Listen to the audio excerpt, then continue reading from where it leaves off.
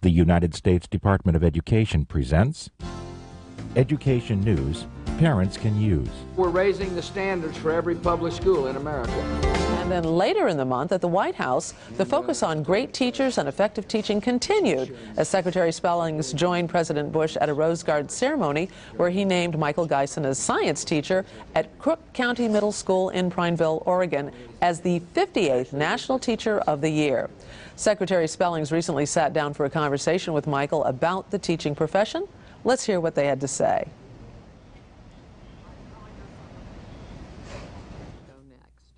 You're supposed to be just listening. Today? Yeah.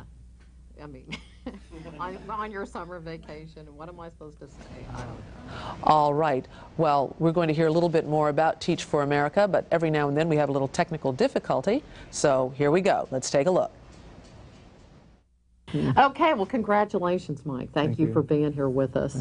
I'm really thrilled for you, and I know you are, to represent all of your colleagues all around the country. It's really such an honor. It is an amazing honor. And anyway, well, I'm glad you're here, and let's get right at it. You know, what do you think are the things that you know caused you to be selected as National Teacher of the Year? What are the things that people look for when they think about a great teacher?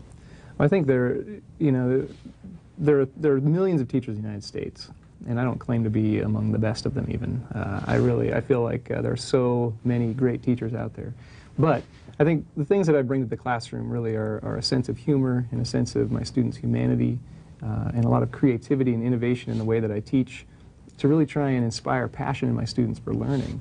And I think that's what really made me stand out amongst all of my peers that are also doing incredible things as well. But. Yeah, now, you know, you've talked a lot about how we need to harmonize high expectations for academic achievement and creativity, and that, you know, those excitement values that we know we need to cultivate with our kids. They're obviously not mutually exclusive. In fact, they're very mutually reinforcing. Talk about how you do that in your own classroom and how you intend to use this year as a National Teacher of the Year to convince the public of that. What I try and do in my classroom is really try and integrate the arts into how I teach. I mean, science can be a very, very analytical subject, as you know, but the more I can integrate the creative process into that, the more I can really reach all children, because not all kids learn the same way. I mean, growing up, I was a very analytical student. Math and science were very strong subjects for me because they were very, very logical and linear, but not all students learn that way. And so I really try and integrate that into how I teach. I use music and movement and kinesthetic activities, and kids are you know, acting out parts of various scientific principles, and you know, allowing them then to show me what they know by also being creative, whether it's performance or whether it's you know, artistic piece or drawing or song or whatever. Allowing them to demonstrate that they've got the big picture, they've got the concept. So I think really trying to find that balance between the analytical and the creative is what we need to do. It can be difficult though, because you know we're held accountable for what we learn, and so it takes a bit of courage to branch out a little bit as teachers. Yeah. You know, it does. You know, one of the things that I've observed is that, you know, often our best teachers are in our least challenging educational settings, and vice versa. And that you know, if we want to be serious about closing the achievement gap, we're going to have to get our very best people, you know, doing the most challenging work. And you know, the president talks about the soft bigotry of low expectations, that you know, kids have never, in particular neighborhoods, quote unquote, you know, have not ever been expected to achieve to high levels, and certainly haven't been provided the opportunities with respect to the kinds of teachers they have or the level of course rigor. I mean, how do we you know, make the American people more aware of what's at stake in our educational system broadly?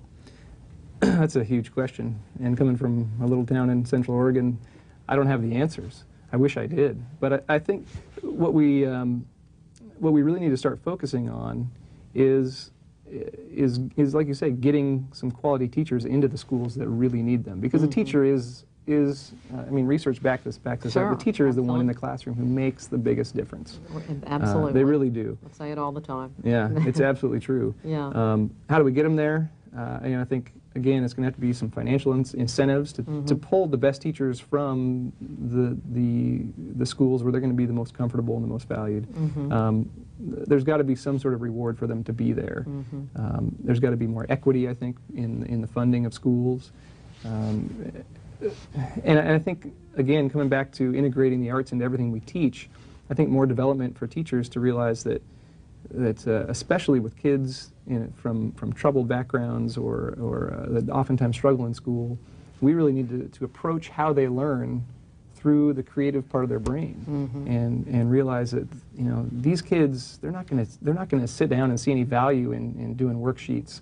They're not going to sit down and see any value in just going through drill and kill, because it's not relevant to their lives. We need to get them creating something and get involved in projects. And what does that take? It's going to take professional development.